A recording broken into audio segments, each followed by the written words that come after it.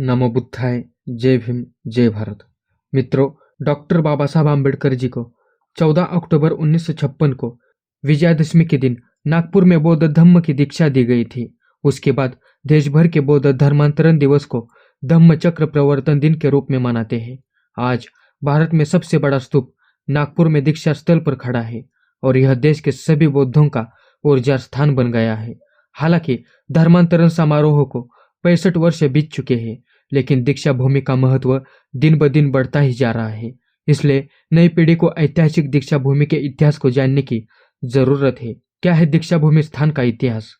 दीक्षा भूमि पर स्तूप बनवाने से पहले वैक्सीन संस्थान द्वारा साइट को पशु चराई के लिए आरक्षित किया गया था।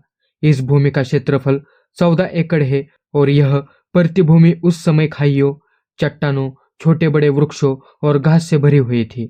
28 सितंबर 1956 को संस्थान ने रजिस्टर पत्र जारी किया। दीक्षा स्थल पर पहला बुद्ध स्तंभ। दीक्षा भूमि में पहला बुद्ध स्तंभ 13 अप्रैल 1957 को बाबू हरिदास जी आवड़े के नेतृत्व में रातों रात खड़ा किया गया था। बुद्ध स्तंभ का निर्माण गुरुजी यानी कि भिक्खु धीर धम्म ने एक रात में किया था। स्तंभ पर बुद्ध की मूर्ति भीमराव गजभाटे द्वारा बनवाई गई थी। बुद्ध स्तंभ के बगल में एक गार्ड और एक छोटा शेड स्थापित करने का निर्णय लिया गया था ताकि यह खतरे में न पड़े और उस पर किसी की नजर रहे ताकि उसे कोई नुकसान न पहुंचाए। इसके लिए मेंढे गुरुजी ने शेड के लिए सामान लाया था, लेकिन वास्तविक काम शुरू होने से ठीक एक दिन पहले सीताबर्डी थाने के एक अधिकारी ने सामान अवैध समझकर सारा सामान उठाने की कोशिश की। नागपुर के नजुल तहसीलदार ने स्मारक समिति के बुद्ध महासभा के प्रमुख नेताओं और अनुसूचित जाति संघ के खिलाफ भू राजस्व अधिनियम की धारा 229 के तहत मामला दर्ज किया था। स्मारक समिति के आर पाटिल ने अदालत से कहा कि उन्हें पता नहीं कि दीक्षा स्थल पर खंबा किसने बनवाया था।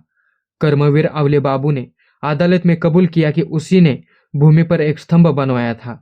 आवले बाबू के मुकदमे के बाद अदालत ने आखिरकार उन्हें बरी कर दिया था। बाबा साहब के महापरिनिर्वाण के बाद कर्मवीर दादा साहब गायकवाड़ ने मुंबई में दादर चौपाटी पर चैत्य भूमि और नागपुर में दीक्षा भूमि पर स्तूप बनवाने के लिए वो जमीन प्राप्त करने का प्रयास किया जहां पर बाबा साहब ने बौद्ध धम्म अपनाया था। तत्कालीन मुख्यमंत्री मोरारजी देसाई ने बदतमीजी से कहा कि वह दीक्षा भूमि के लिए 10 गुना 10 फीट जमीन देंगे। तब दादा साहब गायकवाड़ लड़े थे। मराठी भाषियों के संयुक्त महाराष्ट्र के गठन के बाद 15 अगस्त 1961 को तत्कालीन मुख्यमंत्री यशवंतराव चव्हाण ने डॉक्टर अंबेडकर स्मारक समिति को 14 एकड़ भूमि दीक्षा भूमि नागपुर को हस्तांतरित की। इस जीत के बाद दीक्षा भूमि नागपुर में स्मारक समिति का कार्यालय स्थापित किया गया।